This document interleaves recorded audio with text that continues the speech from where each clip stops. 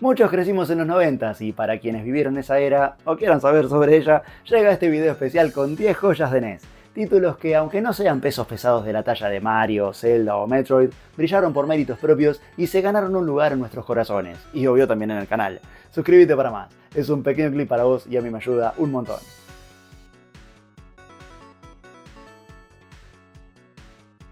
Hola gente, ¿cómo les va? Mucho antes de las memory cards, los mundos abiertos y las cutscenes habladas, existieron consolas que igualmente podían contar una historia con mucho menos, como lo eran los humildes pero más que dignos y poderosos para quienes lo supieron explotar, 8 bits de la NES. Muchos de sus títulos dejaron profundas huellas que aún hoy varios juegos jóvenes siguen y es hora de recordarlos. ¡Comencemos!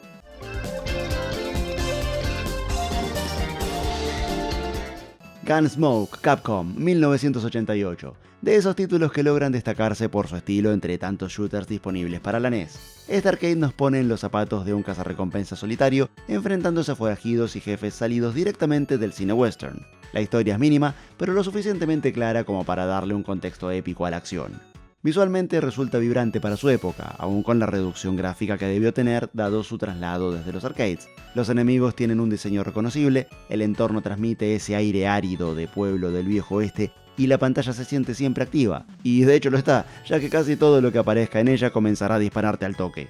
Y un párrafo muy aparte merece la intro de cada nivel de la mano de un cartel de buscado, de quién será el jefe, y la outro con el mismo cartel pero con disparos apareciendo sobre él, marcando el logro de haber terminado la misión y recibido la recompensa por ella. La banda sonora está compuesta por loops sencillos pero icónicos que transmiten excelentemente la temática, digamos, a la que pertenecen los enemigos de cada nivel, así como su jefe. Lo que termina siendo particularmente copado radica en su jugabilidad. Movimiento vertical automático, disparo en 3 direcciones posibles según si disparamos con A, con B o con ambos a la vez, y una dificultad creciente que obliga a aprender patrones y posicionarse con precisión. Todo te mata de una, así que muy rápidamente aprenderás a valorar algunos upgrades como las botas que te permiten moverte más rápido, el dinero con el que podrás comprar mejores armas de munición limitada al hablar con algunos civiles presentes en los niveles, y el tan recordado caballo que te dará una mayor agilidad sobre algunos tipos de terreno y una mayor resistencia a los impactos, y así aumentar tus chances de sobrevivir a algunas olas repletas de balas.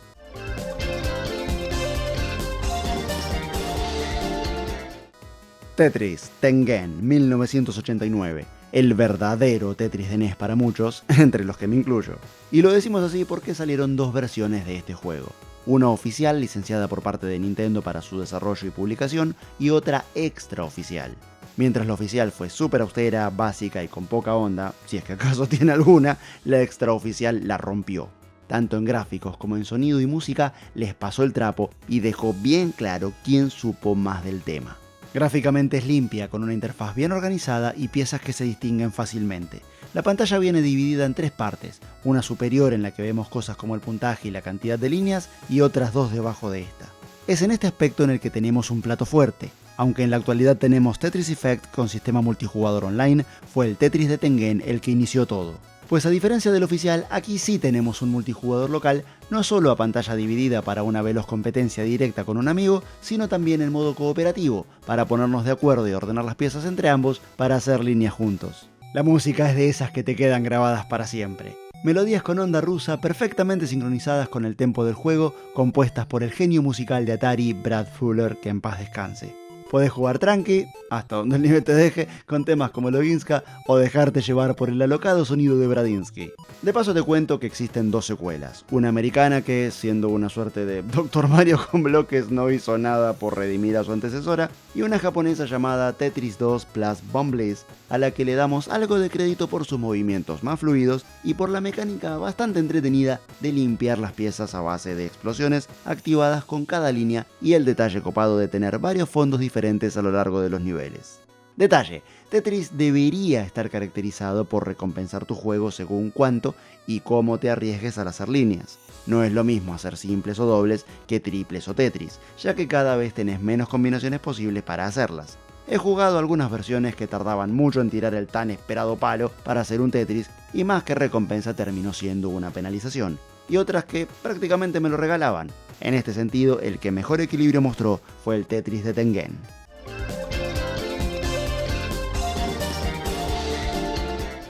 B-Wings Data East 1986, de los inadvertidos de NES.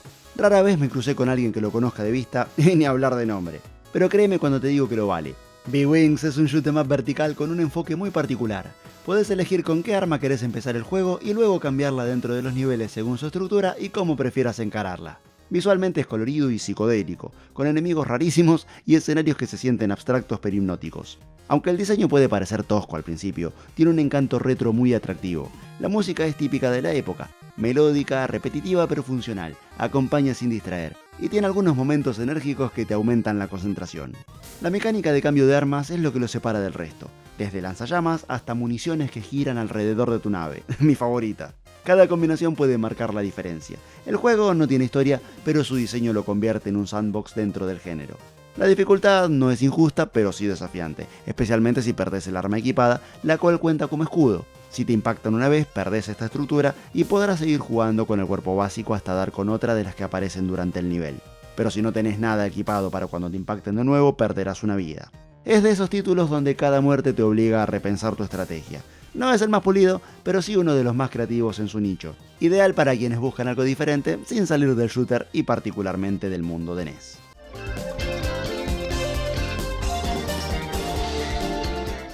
...1942 y 1943, Capcom, 1985-1988.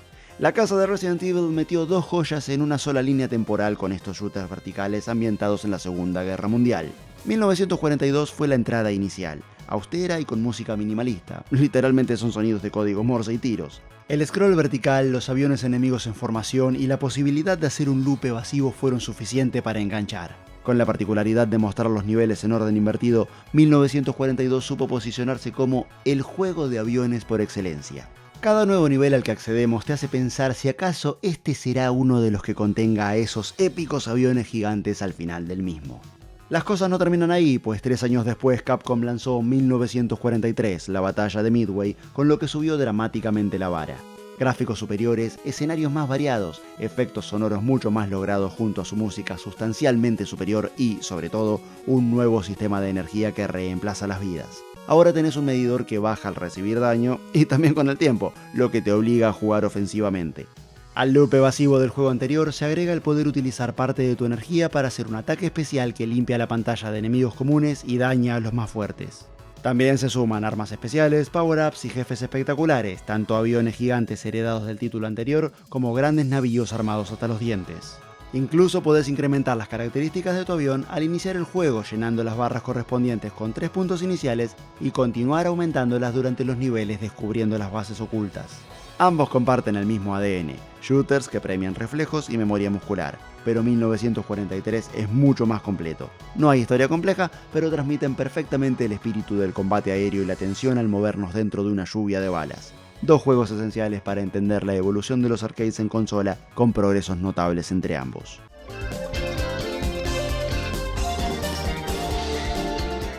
Arkanoid, Taito, 1986. Ok, este título no inventó el género, pero sí lo reinventó. Tomando las bases de Breakout de 1976, este título creó una experiencia más dinámica, visualmente atractiva y mecánicamente rica. Acá ya no es solo una raqueta sobre la que rebota una pelota. Tenés power-ups caídos de ciertos ladrillos, enemigos molestos que se cruzan en pantalla y te cambian al rebote, bloques de distinta duración o directamente irrompibles que te forzarán a golpear la pelota con efecto y hasta una mini historia de ciencia ficción. Resulta que la raqueta en realidad no es tal cosa, sino una nave espacial. Y los ladrillos no son tal cosa tampoco, sino componentes de muros de defensa y naves estáticas según el diseño. Cada nivel es un puzzle que mezcla reflejos con estrategia y según el power-up que caiga en forma de cápsulas podrás hacer cosas como disparar, triplicar la pelota o ralentizarlas. Sin contar las cápsulas más preciadas como la negra y la violeta, una vida extra y una suerte de skip level respectivamente. Pues al recolectar la cápsula violeta se abrirá una compuerta con un rayo dentro que al tocarlo te llevará directamente al siguiente nivel. Pero cuidado, el juego continúa y deberás superar la tensión y esperar ese momento exacto en el que la bola esté rebotando por arriba y te dé tiempo a llegar al telepuerto. Visualmente es simple pero elegante, con fondos estáticos que dan una sensación futurista y una paleta de colores potente de la que te recomiendo tomarte un descanso cada tanto. Entre la velocidad extrema que muy pronto obtendrá la pelota con cada rebote y destrucción de los ladrillos y algunos de estos cuyos colores coinciden con el fondo, tu vista podría cansarse en poco tiempo. Se nota que hubo conciencia en el diseño de niveles. Cada pantalla es distinta, con bloques especiales y disposiciones que desafían tus reflejos. No hay multijugador ni progresión narrativa, pero sí hay una cantidad fija de niveles hasta que eventualmente llegarás a un combate contra un jefe final. Porque sí, te aseguro que existe. De hecho, te comento que, aunque no tuvo la repercusión del primero, existe un Arkanoid 2 que oficialmente solo salió en Japón y que retoma la mini historia, digamos, justo donde la deja el 1. Lamentablemente se nota una clara disminución en la calidad gráfica con respecto al primero, aunque al menos le pusieron algo de onda al agregar poderes nuevos, un semijefe intermedio y una especie de cierre al derrotar al jefe final.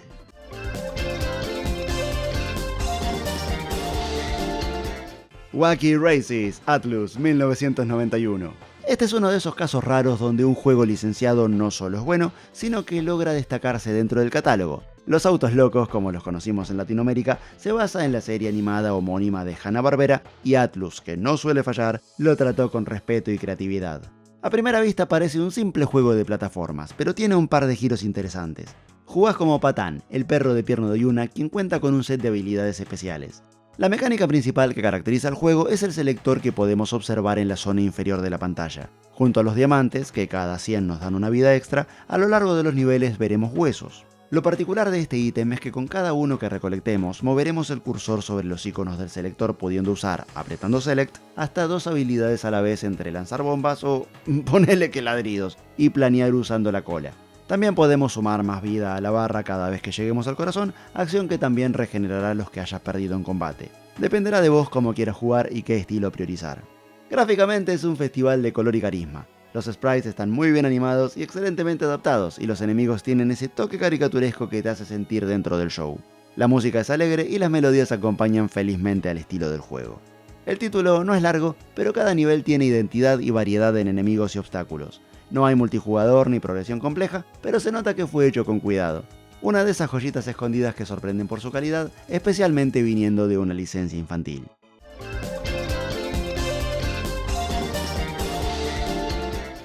Avadox Natsume, 1989. Una locura espacial con un toque grotesco que pocos esperaban en la NES.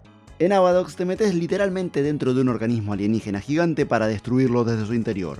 El diseño artístico es brutal. Carne, ojos, venas, órganos, todo con un estilo biomecánico enfermizo que hace que cada nivel parezca una pesadilla biológica. La música es tensa, inquietante y cambia entre secciones para acompañar al ritmo de la acción. Se trata de un shoot 'em up de scroll horizontal y vertical con power-ups clásicos, municiones orbitantes, disparos dobles, misiles guiados, etc. Pero hay un detalle, si te tocan, incluidas las paredes y pisos, pues bueno, estamos dentro del enemigo y cuenta como contacto, morís al instante y perdés todas las mejoras. Eso lo convierte en un juego exigente que premia la memorización de patrones y el control absoluto. No tiene una narrativa compleja, pero su ambientación lo dice todo. La tensión y la atmósfera están tan bien trabajadas que no necesitas diálogos. En términos de impacto visual, sigue siendo uno de los más memorables del catálogo. Difícil e inolvidable, para quienes lo llegaron a conocer, en partes iguales.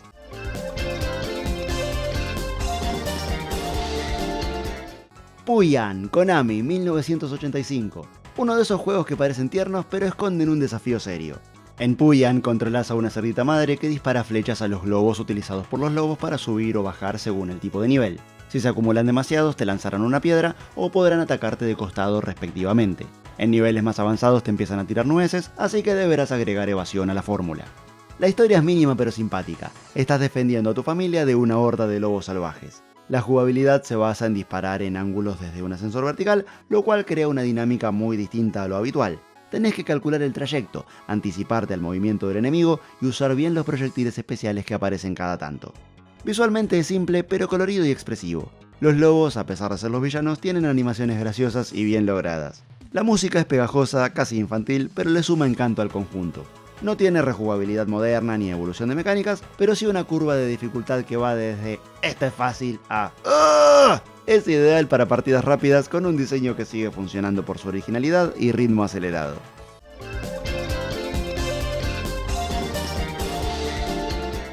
Battle City, Namco, 1985. ¿Quién no recuerda el juego de tanques por excelencia? Un título que combina acción táctica con defensa de base y que brilla por su simplicidad bien pensada. Tu misión es clara, destruir a todos los tanques enemigos sin permitir que lleguen a tu águila base. Pero lo que lo hace especial es cómo mezcla estrategia y caos. Tenés paredes destructibles, power-ups que congelan enemigos, escudos temporales o mejoras de disparo y niveles cada vez más complejos. Visualmente está organizado en tiles y cada uno tiene un propósito claro: ladrillos que podés romper, acero que no, salvo que obtengas suficiente poder juntando estrellas sin morir, agua que bloquea, hielo sobre el que resbalás y árboles que dificultan la visión.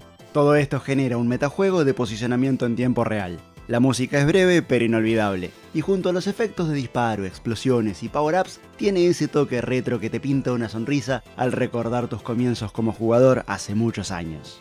El modo multijugador es donde suma una dimensión interesante: cooperativo, con fuego amigo activado que no te mata pero te inmoviliza durante algunos segundos, y situaciones donde podés reírte o pelear con tu compañero según cómo salga la partida. ¿A quién no le pasó que en una primera jugada de entrada uno de los dos fue directo a destruir el águila creyendo que eso era lo que había que hacer y game over? Tiene un editor de niveles, algo medianamente raro en la época, y una longevidad que va mucho más allá de sus gráficos modestos. Una joya indiscutida que mezcla habilidad, reflejos y táctica en un formato compacto y adictivo.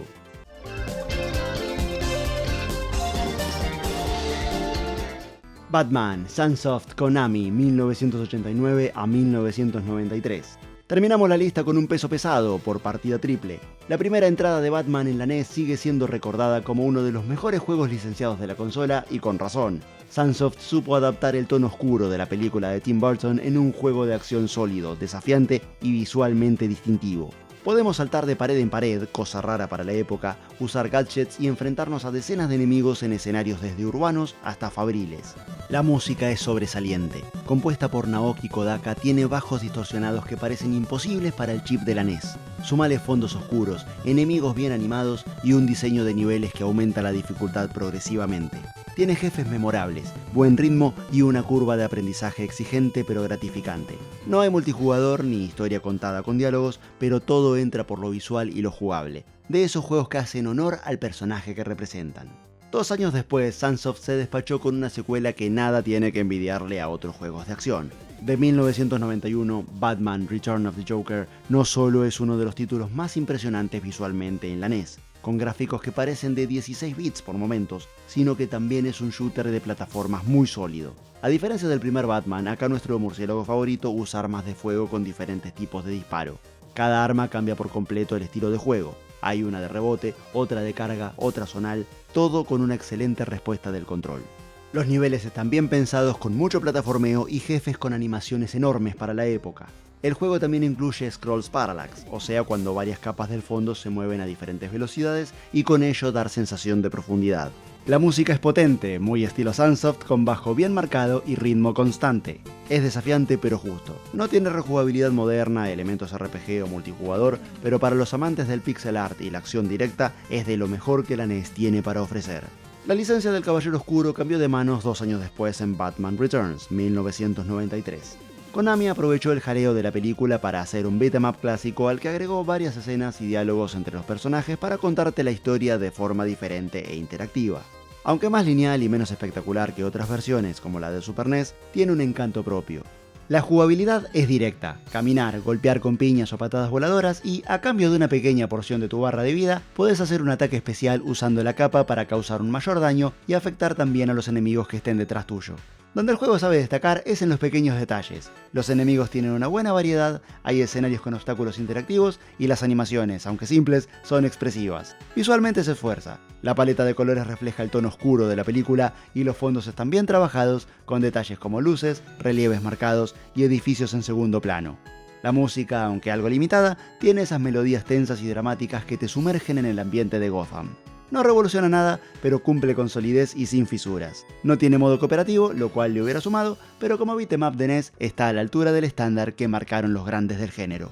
Y hasta acá llegamos con el video de hoy. Ahora les toca a ustedes y para eso están los comentarios. Si tienen algún dato extra o alguna sugerencia de juego o tema de video que les interese, láncelot. Gracias por la visita, gracias por mirar.